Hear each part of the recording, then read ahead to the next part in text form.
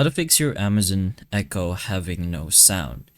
So here's a few troubleshooting things you can do if you are having this problem. So first of all, you gotta check the volume and mute settings. So start with the basics.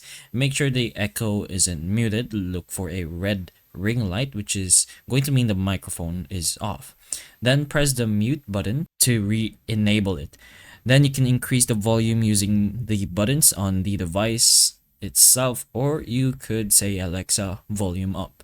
You can also check volume levels in the Alexa app under your device settings. Another thing you can do is to restart and check connection. So first of all, you can try unplugging your Echo for about 30 seconds, then plug it back in to restart.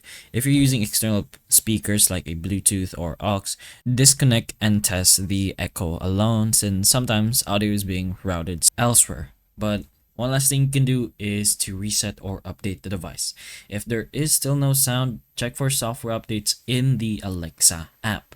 And you can also try a factory reset, and it can vary by model, so you can take a look at your manual to find out how you can reset or factory reset your device.